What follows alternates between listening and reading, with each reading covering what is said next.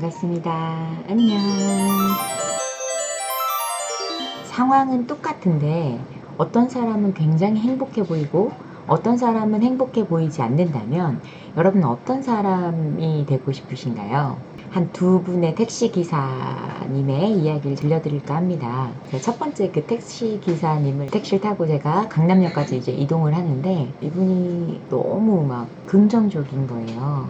그래서 저보고 뭐라고 하냐면 나는 정말 행복하게 하고 있다. 가끔 뭐 뉴스나 이런 데 보면 택시 기사 돈 못 번다 막 약간 이렇게들 얘기 나오는데 사실 열심히 뛰는데 돈이 안 벌리면 이상한 거 아니냐? 라고 하는 말씀을 저한테 하시더라고요. 그러면서 인생을 즐겁게 사는 방법에 대해서도 이야기하고 앞에 누가 이렇게 새치기 하고 가면 막 웃으시면서 막 이렇게 하시고 하는데 제가 그 택시에 있는데 택시 탈 때마다 저분이 매일 오시면 얼마나 좋을까라고 하는 생각을 했을 정도로 너무 막 행복했어요. 내리고 싶지가 않더라고요. 그분이 잘 될 수밖에 없는, 행복할 수밖에 없는 이유는 바로 저런 언어에 달려있구나 라고 하는 생각을 했습니다. 두 번째 택시 기사분의 이야기를 할까 합니다. 어떤 동네에서 탔는데 동네가 좀 좋아 보였나 봐요. 어떻게 하면 돈을 많이 벌 수 있느냐 이걸 좀 물어보시더라고요. 그분이 정말 열심히 한번 살아보려고 하루에 18시간까지 운전을 해본 적이 있대요. 그렇게 석 달, 넉 달 했더니 무릎이 나가더라는 거예요. 그래서 병원에서 이렇게 살면 안 된다 라고 했다는 거죠. 그분이 멋있었던 건 뭔지 아세요?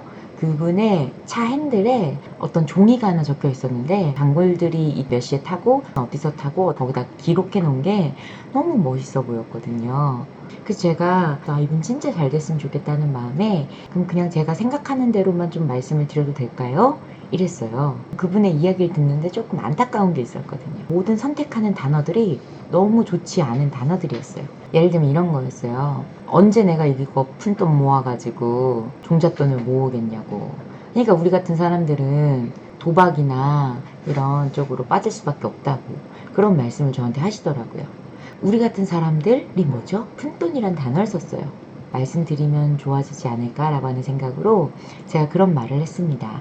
내가 하고 있는 말대로 인생이 풀린다라고 하는 얘기. 물결정체에 대한 이야기 아시죠? 물은 답을 알고 있다라고 하는 그 책에 이런 얘기가 나와 있잖아요.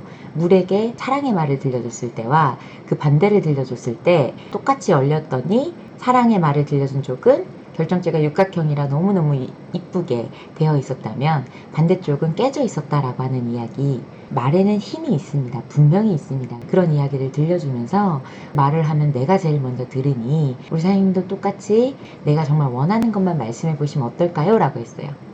그랬더니 저한테 이런 얘기 하시더라고요. 그거는 0.01% 사람들이나 하는 말이지 그게 되겠습니까? 라고 하시더라고요. 충분히 그분 이야기 들어드리고 저의 생각을 좀 더 들려드렸으면 어땠을까라고 하는 생각도 좀 했지만 좀 아쉬웠던 건 그렇게 제가 목적지에 도착해 버렸어요.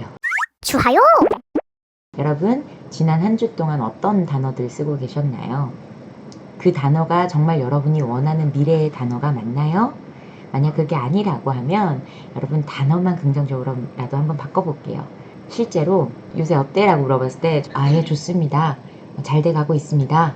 라고 했더니 실제로 그 해가 지나고 나서 나중에 연도대상을 받으셨던 한 분의 이야기를 드리면서 마치도록 하겠습니다. 여러분 누군가 여러분에게 어떠냐고 물고 계시나요? 그렇다면 이렇게 대답하십시오. 예 좋습니다. 점점 더 좋아지고 있습니다. 라고요.